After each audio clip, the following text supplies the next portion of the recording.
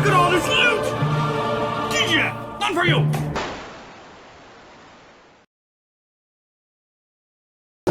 Welcome back, I'm Captain Xavier, and I am a shameless fan of getting free stuff. Especially free, excellent worker blasters. This one is another offering from Bew Blasters.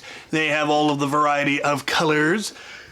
But I made the mistake of asking for I thought it was going to be beige or khaki. It was skin toned. It looked like uncooked bread dough. It was unpleasant. The purple, the pink, the green, lovely colors. They're sort of a pastel, but this was a pastel beige, and it was unpleasant. So I painted it because they didn't make one in orange, and I wanted one in orange, so I painted it orange. And then I got news that apparently there are going to be orange ones available before the paint had even dried. But we're going to do this anyway. So I've painted it, and the time has come to reassemble it. So I'm going to fully reassemble a Seagull here for you all, and then there will be some plinking and all that. So here we go. Right, there are all of the parts, I hope.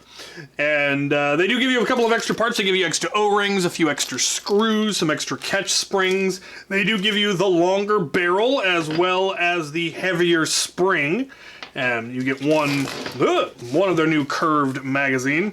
It does come with a scar barrel. Very nice. So, see if I can figure out how this all goes back together. Should be fairly straightforward, I hope.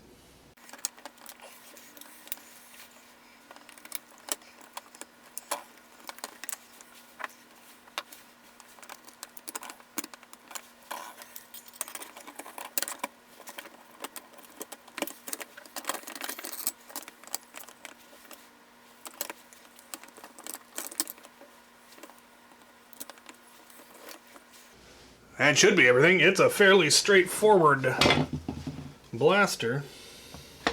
Just having a little trouble getting the catch. There we go. There we go. Now I gotta figure out which screws go where because they're all a different length. And there it is. And I've done a very simple paint job. I painted it orange and then did a kind of a woodland simple camo. Took some clippings from the shrub in front of my house where the goblins live. And did it. I've done that camo pattern in white. I'd never tried it in orange, and I don't have any idea why. I think it came out looking pretty snazzy.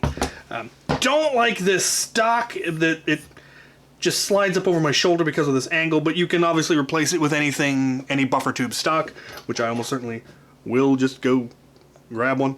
And let's go plink. We'll start with some fips, because I know how much you love your fips. 128, 135, 122, 143, 126. So with the short spring or the short barrel and the light spring, it's decently low numbers. I had one that kind of jumped up there, but not too shabby. I don't know what you get with the longer barrel or the longer spring. Actually, the barrel would be easy to test because it just threads out one moment. Longer barrel, 160, 184, 155, 185, 134, all over the place with the longer barrel. Round's complete.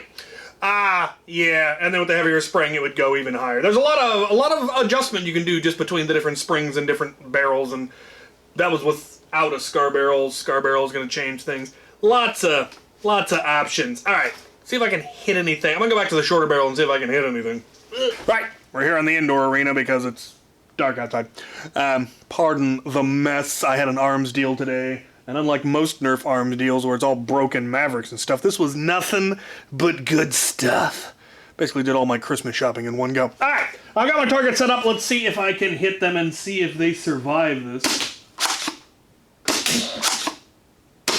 Yep.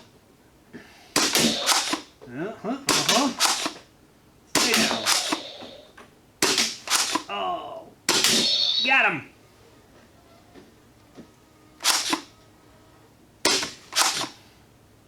Oh, no.